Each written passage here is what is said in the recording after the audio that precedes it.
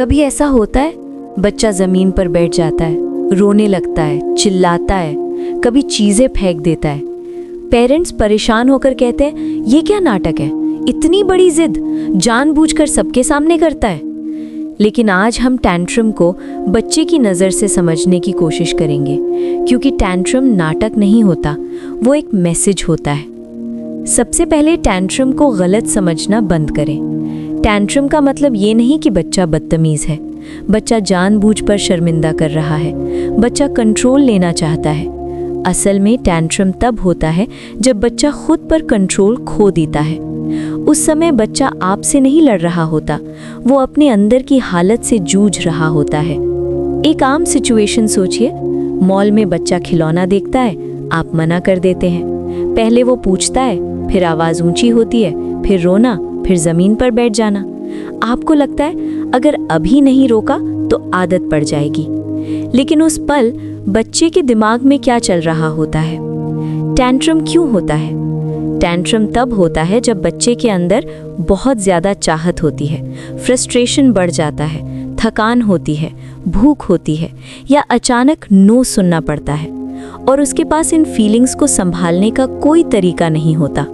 बड़ा इंसान बोल देता है ठीक है छोड़ो, बच्चा ये नहीं कर पाता।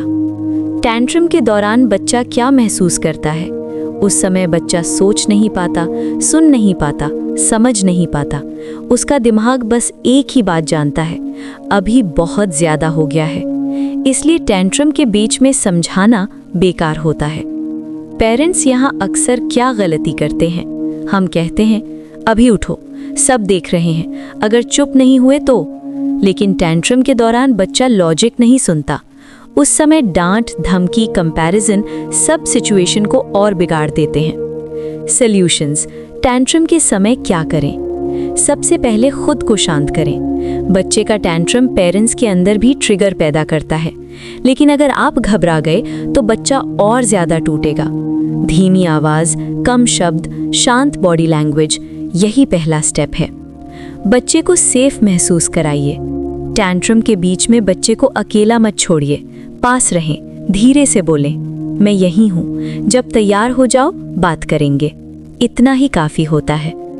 टैंट्रम के बीच में समझाने की कोशिश मत करें। टैंट्रम खत्म होने दीजिए। उस समय बच्चा सुनने की हालत में नहीं होता, शांत होने के बाद ही बात समझ आती है। टैंट्रम के बाद बात ज़रूर करें। जब बच्चा काम हो जाए धीरे से पूछिए, तुम बहुत परेशान हो गए थे ना? तुम्हें वो खिलौना बहुत चाहिए था? ये बातचीत बच्चे को अपने फीलिंग्स पहचानना सिखाती है। रोज़ की ज़िंदगी में टैंट्रम कम कैसे हों? बच्चे को बहुत देर तक भूखा न रखें। बहुत थका हुआ होने पर शॉपिंग अवॉइड करें। हर बात पर अचानक नो ना कहें। पहले से बता दें, आज सिर्फ देखेंगे। प्रेपरेशन टैंट्रम को आधा कर देती है। एक बहुत ज़रूरी बात, टैंट्रम को जीत हार की लड़ाई मत बनाइए। अगर हर टैंट्रम में ये सोचा गया कि कौन जीता तो कनेक्शन टूटता है। टैंट्रम डिसिप्लिन नहीं मांगता, समझ मांगता है। टैंट्रम और हैबिट में फ़र्क। अगर बच्चा हर बार टैंट्रम के बाद वही चीज़ पा जाता है तो वो हैबिट बन सकती है। लेकिन अगर टैंट्रम के दौरान आप शांत रहते हैं और नियम बाद में भी वही रहते हैं तो बच्चा धीरे धीरे सीखता है कि रोना सल्यूशन नहीं है। अब यहाँ से एक और सेंसिटिव टॉपिक आता है। जब बच्चे टैंट्रम करते हैं तो कई पेरेंट्स अननोइंगली कंपैरिजन शुरू कर देते हैं। देखो तुम्हारा भाई कैसे रहता है, देखो वो बच्चा कितना अच्छा है। लेकिन क्या कंपैरिजन बच्चों को बेहतर बनाता है या उनके अंदर कुछ और तोड़ देता है? इसी बारे में नेक्स्ट वीडियो में हम बात करेंगे। सिबलिंग कंपैरिजन और उसका बच्चों पर असर, और पेरेंट्स को इससे कैसे बचना चाहिए। अगर आपके घर में कंपैरिजन कॉमन हो गया है तो अगला वीडियो ज़रूर देखिए।